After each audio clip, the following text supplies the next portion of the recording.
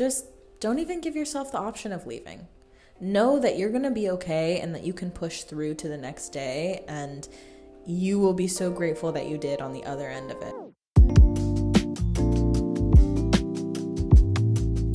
Hello, my beautiful friends, and welcome to my channel. My name is Sienna Noel. If you're new here, if you're not, welcome back.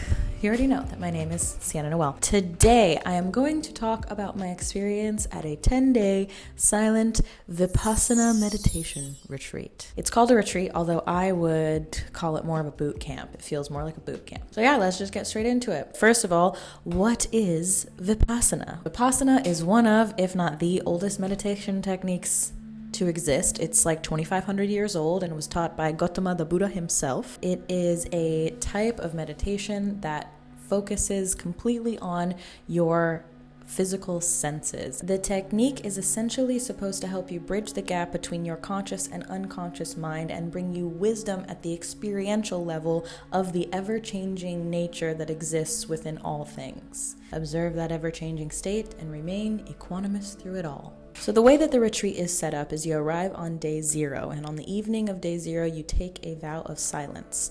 The intention behind this is so as to not get caught up in other people's experiences while you're there. If you look at somebody or you start talking about your guys' experiences and comparing your experiences when they're all so different from each other, it just gives you things for your mind to focus on when the whole point of being there is to get out of the mind and completely into the body. Every day starts at about 4:30 a.m. and ends around 9 to 9:30 p.m. I'm gonna tell you right now, I did not wake up every day at 4. There are 3 required hour-long group meditation sessions that everybody has to be a part of. All the other time beside that and meal time, you are meant to be meditating in your room.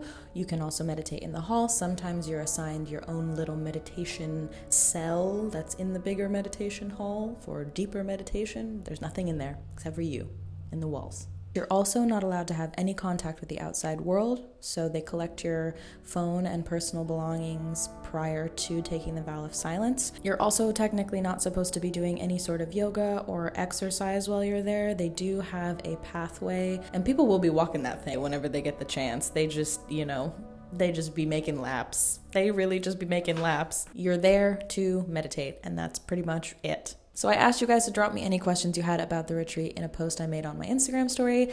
If you're not already following me on Instagram, go do that. But yeah, let's get straight into it. What were the most challenging parts physically and mentally? Physically, the most challenging part is sitting and not moving. After some time, you do get used to it. You are able to really get into that technique and just watch pains arise and subside and watch itches and discomforts and all the things that come up in your physical sensations.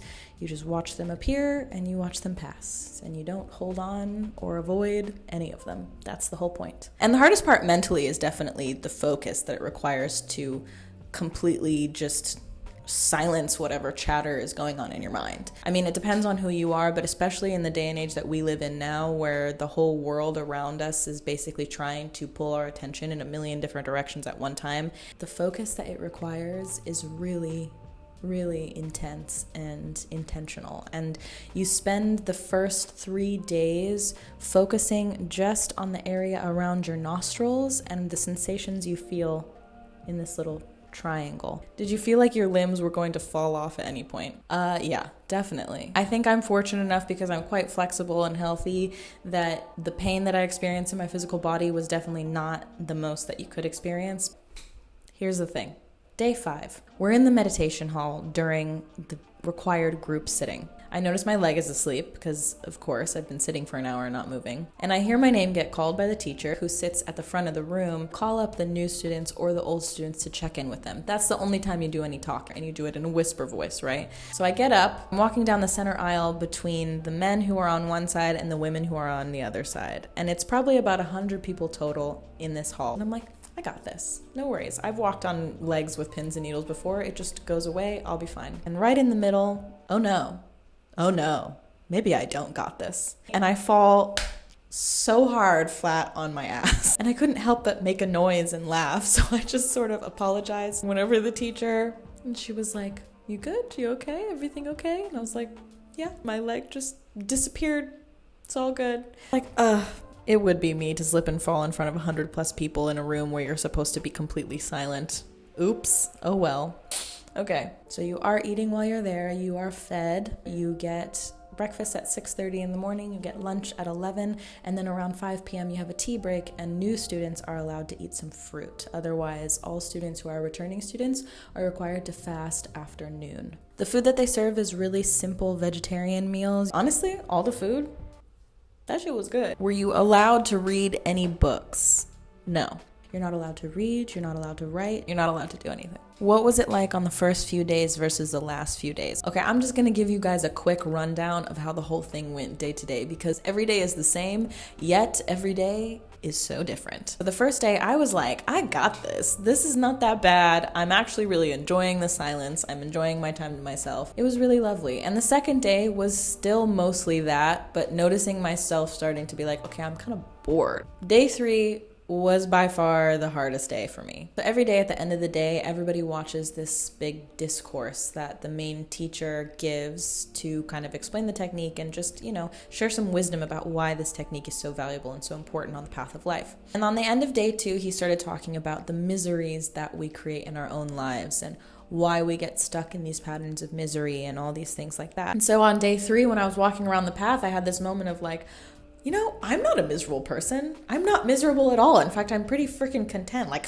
I don't need to be here. I don't need to be here. Cut to the group sitting in meditation hall later. And now this answer, what was the weirdest, most fucked up revelation you had? I already knew this about myself, but there is a little tiny mass murdering pyromaniac of a harlequin that lives inside of me. But just realizing how fucked up some of the things that she thinks. Now, her and I have a pretty good relationship, so I wouldn't quite mark her as a danger to the world as she does seem inside sometimes. Cut to this group meditation, and for some reason this day, I guess I just wanted to leave so bad that every time somebody made any noise, whether they moved or coughed or sneezed or farted or whatever, the only thing I could think of was kicking them off of a fucking bridge and burning the building to the ground. I literally had this image come up in my mind of the next time somebody coughed, I would get up,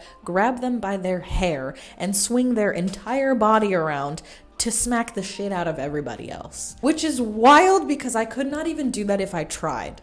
Anyway, that is definitely the most fucked up, I don't even know if I'd call it a revelation, but just fucked up thing that was going on in my head. Day 4 was definitely better than day 3. I started to calm down a little bit. Day 5, day I fell on my ass. We already know about that. I really just had to face that ego of embarrassment and the self-judgment that I was projecting onto everyone else who was essentially a blank canvas for our projections, right?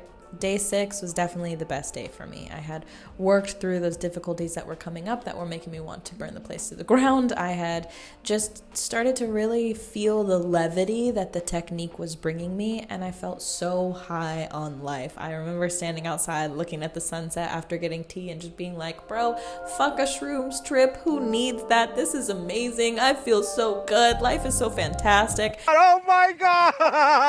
Oh my God! Woo! On day 7, I got to go into one of those little meditation cells. Just you in that little cellar. There is this point where you get so tapped into your physical beingness on the subatomic particle level. They call it kalapas. And you can essentially just feel the disillusionment of your body. It feels like your body kind of disappears into nothing, and you just feel these subtle vibrations everywhere. I was sitting there feeling all my quantum particles buzzing, like, oh shit, kalapa's going crazy right now. But that only lasted for a little bit, and then it passes and you wind up focusing in on your knee that hurts or whatever. Now they hammer this in pretty hard, that is not the goal of the Vipassana meditation technique. In fact, it's actually a quite dangerous place, so to speak, once you get to that feeling of total body disillusionment, because then it's very easy for our mind to crave that experience.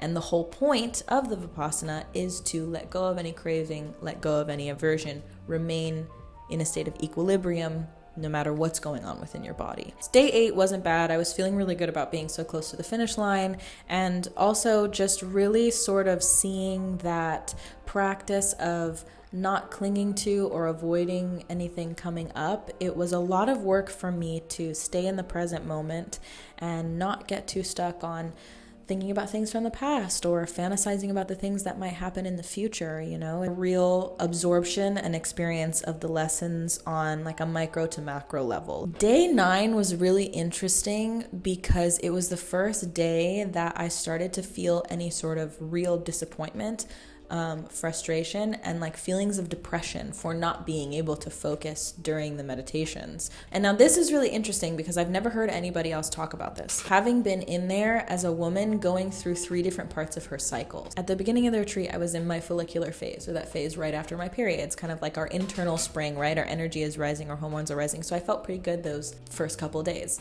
And then I noticed when I started to get into ovulation, you're most confident, you're most fulfilled, feel the most high energy, you feel the best. And my ovulation started on day 6 when I was feeling just super high on life. During those few days of ovulation, I could not stop thinking about sex. It was just so funny to actually witness how much more that took over my mindscape and how much more I had to redirect my thinking from that during the period of ovulation. And then when day 9 hit, it was so clear that that's when I hit my luteal phase. That phase right after ovulation when you're feeling great and then your hormones all just tank and you start to feel really crappy. It was really interesting to see that difference and just how much your self-image drops and how much your self-judgment rises once you hit your luteal phase. Day 10 is the day that you get to break the silence and you get to speak to everybody that you've been meditating with. And it was really lovely. I was so excited. I thought there was going to be this big moment in the meditation hall where the teachers are like,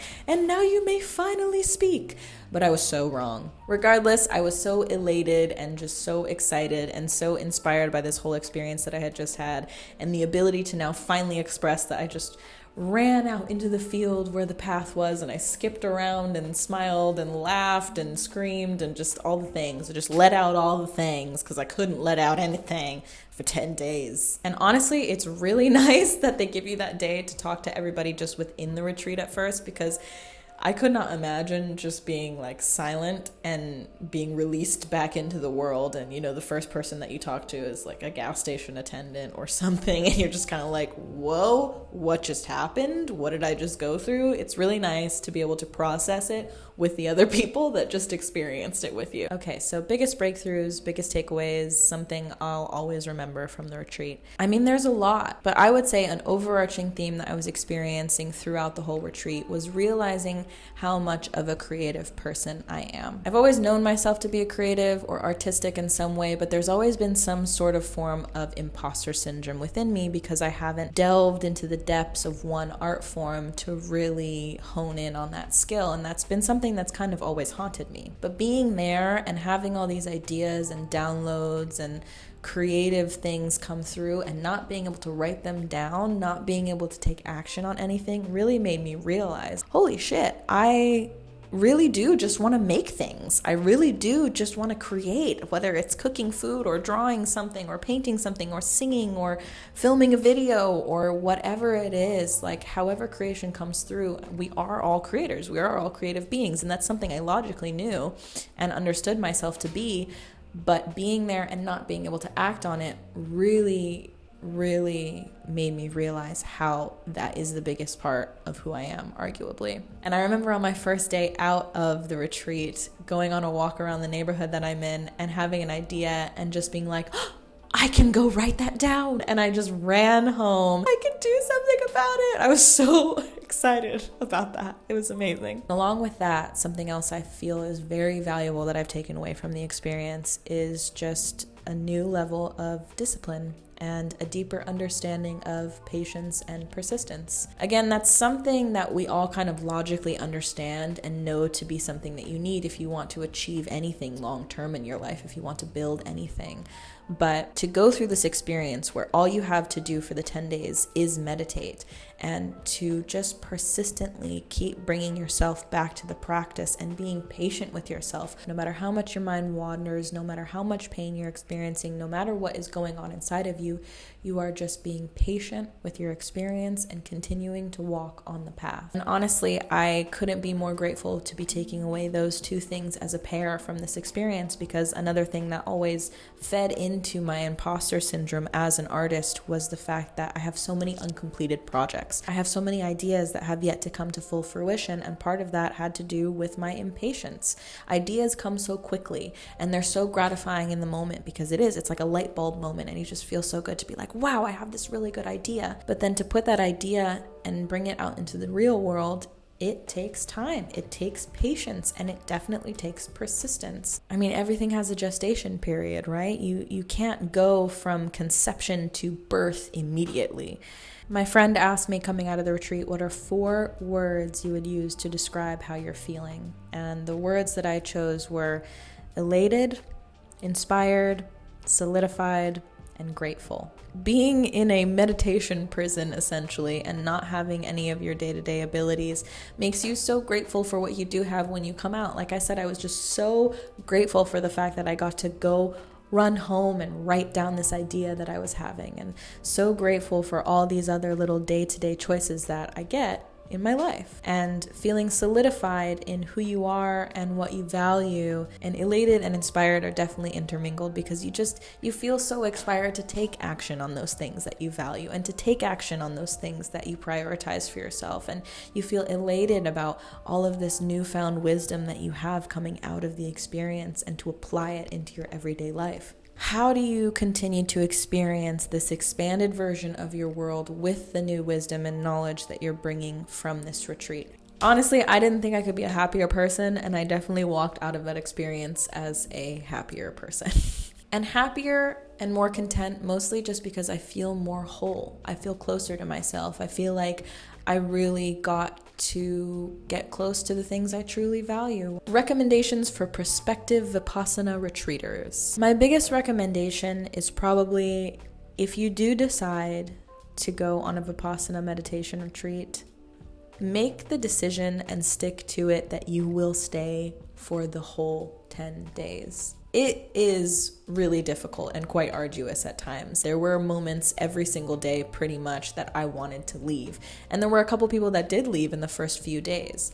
And that's okay. Like, sometimes somebody really isn't ready for what that has to bring them. But if you decide to do this, just don't even give yourself the option of leaving.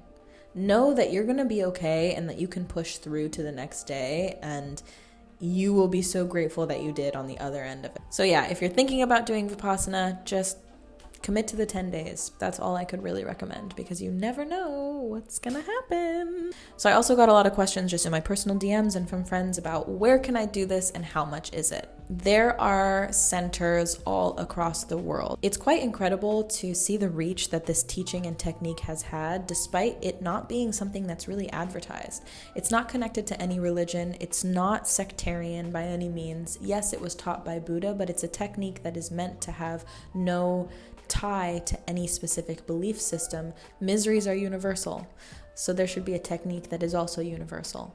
Now, to properly hold up the value systems that Vipassana teaches, every single retreat is by donation only. Technically, they are free. You are there to live like a monk or live like a nun and live off of the donations of other meditators. And that's the other thing, you're not allowed to make a donation until you have experienced a 10-day course, because they want everybody who's donating to be donating from that place in their heart of knowing what the experience brought them and knowing the potential that it could give to somebody else. They also set it up in a really lovely way to where the donation is not strictly monetary. You can donate your time by serving at a 10-day course or serving at a weekend course to help keep it running. And like I said, it's just really incredible to watch how this technique has been shared just solely person to person. It's almost like a really powerful underground movement. Like, it's not something that's talked about in the media or on the surface level of things. Like, you find it through other people who have experienced it. And it's really beautiful to witness how it's maintained that sort of